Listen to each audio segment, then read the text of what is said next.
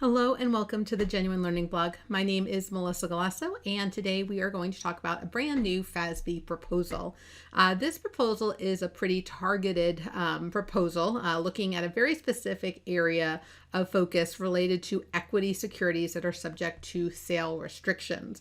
And this is coming from feedback that the codification seems to be a little confusing. How a particular item is being interpreted leads to diversity in practice.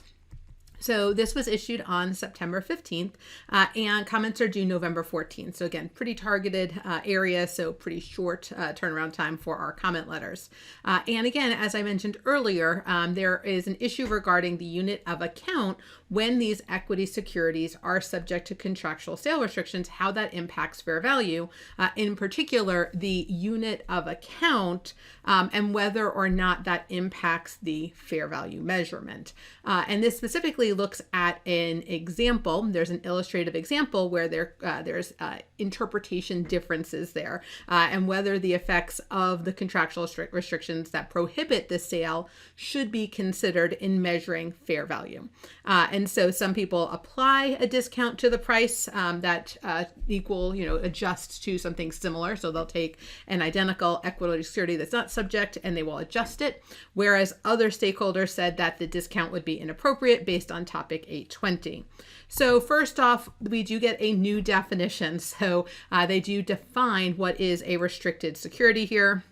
This is an equity security that is not registered for sale with a national securities exchange or an over-the-counter market, either domestic or foreign, when other securities from the same class of stock are registered for sale with a national securities exchange or over-the-counter market. To be legally sold on a national securities exchange or over-the-counter market, the unregistered security must be registered or satisfy the conditions necessary for an exemption from registration.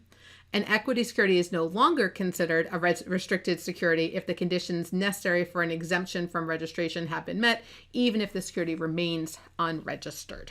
So as you can see here, we get a new definition and they make some changes in the verbiage here. So they clarify that a contractual restriction on the sale is not considered part of the unit of account for the equity security and therefore is not considered in measuring fair value.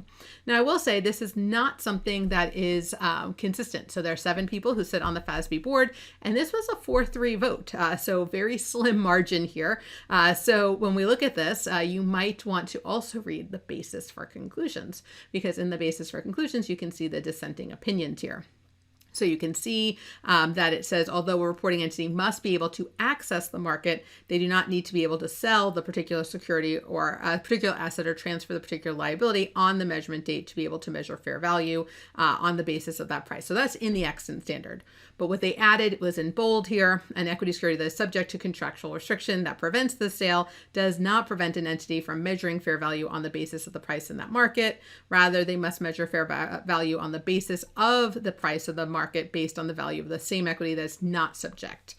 So again, we talked about how there was that example in the 55 section, in the implementation section. So they go in and they add some examples regarding the impact of the restriction, but they also edit the existing one that caused some of the difficulties here. So when will this be effective?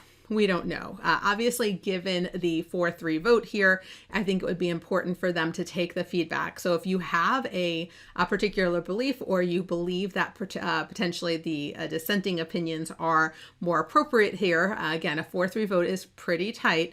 You do want to make sure that you give that feedback to the FASB so they can take that into consideration. Once they have the output, I think then we'll have a better understanding of the effective date. So this is a great opportunity to share your opinion on these restrictions and whether they should impact fair value. And again, the goal here is to reduce diversity in practice.